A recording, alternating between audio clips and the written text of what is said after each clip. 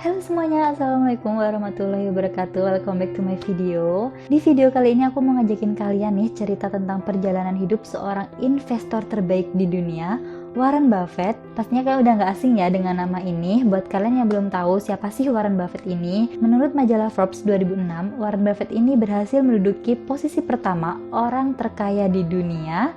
Dan kemudian pada tahun 2020 ini Warren Buffett turun ke posisi nomor 6, orang terkaya yang nomor 6 di dunia. Bukan karena Warren Buffett ini bangkrut ataupun kehilangan hartanya, dikarenakan pada tahun 2008 lalu Warren Buffett ini menandatangani sebuah perjanjian di mana Warren Buffett ini akan menyumbangkan 99% hartanya untuk kebutuhan amal secara bertahap. Jadi pada tahun 2020 ini harta Warren Buffett ini sudah mulai disalurkan sehingga Warren Buffett ini turun ke posisi keempat.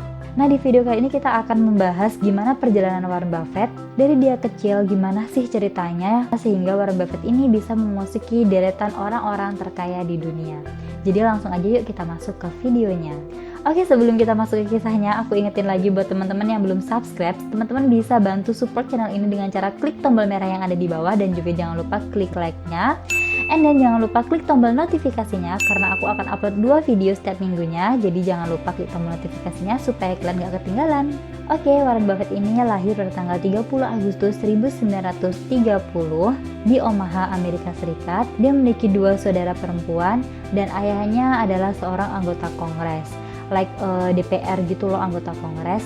Dan juga ayahnya ini seorang broker saham. Tapi walaupun ayahnya ini broker saham, pada saat Warren Buffett ini mau terjun ke dunia saham, ayahnya ini sempat memperingatkan Buffett untuk nggak usah main saham.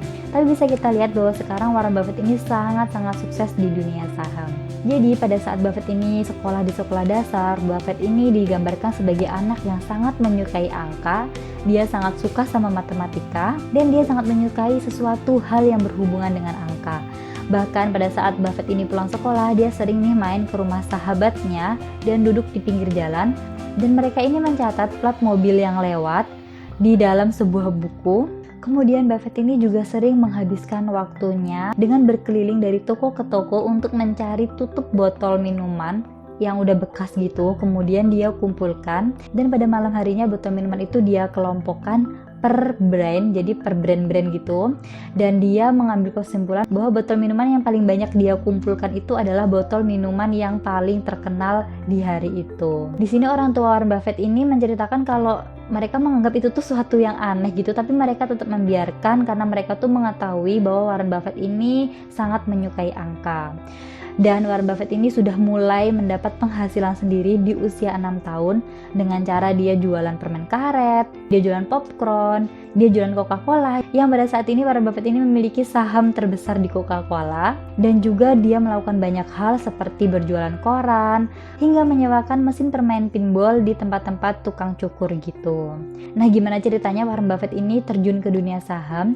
Jadi pada saat dia berusia belasan tahun, dia mengajak saudara perempuannya ini untuk membeli saham City Service yang mana harganya pada saat itu $38 gitu. Lah Warren Buffett ini membeli 3 lembar dan saudaranya membeli 3 lembar. Jadi digabung tuh mereka membeli saham sebanyak 6 lembar. Dan kemudian pada saat dia habis beli saham itu, sahamnya tuh langsung merosot menjadi $27 harganya. Di sini Warren Buffett ini langsung panik, secara dia belum begitu mengerti tentang siklus jual beli saham ya teman-teman. Jadi beberapa saat kemudian pada saat harga saham City Service ini sudah memasuki $40 gitu, Warren Buffett itu langsung menjual semua sahamnya. Jadi dia untung $2 per sahamnya, dan kemudian dia langsung bagi ke saudara perempuannya ini. Dan siapa sangka nggak nyampe waktu 2 tahun, saham City Service yang Buffett beli ini sudah mencapai harga $200. Jadi coba aja sih Warren Buffett ini menahan nggak menjual sahamnya yang dia beli seharga $38 itu. 2 tahun kemudian dia bakal bisa jual saham itu dengan harga $200. Nah, ini merupakan salah satu pelajaran yang paling berharga menurut Warren Buffett. Warren Buffett selalu menceritakan pengalaman pertamanya ini, dan ini menjadikan Warren Buffett lebih semangat lagi, lebih penasaran lagi untuk terjun ke dunia saham. Bahkan pada usia 13 tahun, Buffett ini pernah ngomong sama orang-orang terdekatnya bahwasanya dia akan menjadi seorang miliarder di usia 30-an. Dan dia juga mengatakan kalau dia nggak jadi miliarder di usia 30-an, dia akan lompat dari gedung tertinggi di Omaha. Jadi dia bener-bener nggak main-main sama apa yang dia omonginnya itu, sehingga orang-orang tuh pada tercengang gitu, kok bisa anak 13 tahun berani ngomong senekat itu. Nah, kita 13 tahun ngomongin apa ya? Nah, setelah Warren Buffett menyelesaikan studi S1-nya di administrasi bisnis, Warren Buffett ini berencana untuk melanjutkan studi masternya di Harvard Business School.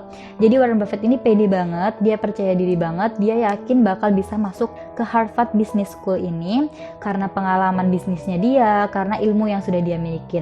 Jadi pada saat interview itu Warren Buffett masuk dan dia dengan sangat percaya dirinya, dia menjelaskan tentang dirinya. Tapi beberapa menit setelah Warren Buffett ini ngomong, penguji Warren Buffett ini langsung memotong dan langsung memberikan kesimpulan Warren Buffett boleh mencoba tahun depan, yang artinya Warren Buffett ini gagal buat masuk ke Harvard Business School. Pastinya Buffett kecewa, tapi di sini Buffett mencoba untuk mencari sekolah-sekolah yang lainnya. Dan ternyata di Columbia Business School dia mengetahui bahwa Benjamin Graham menjadi dosen di sana. Kalian pasti udah nggak asing nih dengan nama Benjamin Graham. Dia adalah seorang investor ternama juga. Dia juga menulis buku yang sangat familiar, yang sangat famous banget, yang judulnya The Intelligent Investor. Kalau kalian belum baca bukunya dan kalian suka dengan dunia saham, kalian wajib baca buku ini. Jadi balik lagi ke Buffett tadi. Nah, Buffett ini setelah mengetahui kalau Benjamin Graham ini menjadi dosen di sana, Buffett langsung mencoba buat apply masuk ke sana. Dan kemudian Buffett lolos masuk ke sana. Di sana Buffett berkesempatan untuk diajar oleh Benjamin Graham, di mana Benjamin Graham ini adalah salah satu sosok yang sangat dikagumi oleh Buffett. Jadi di sini Buffett berusaha semaksimal mungkin dalam belajarnya itu, dan kemudian Buffett berhasil mendapatkan nilai sempurna A+. Nah, setelah Buffett ini mendapatkan gelar masternya di Columbia Business School ini, Buffett mengetahui bahwa Benjamin Graham ini menjadi salah satu direksi di Geico Insurance. Kemudian Buffett sangat berambisi untuk bisa bekerja dengan Benjamin Graham.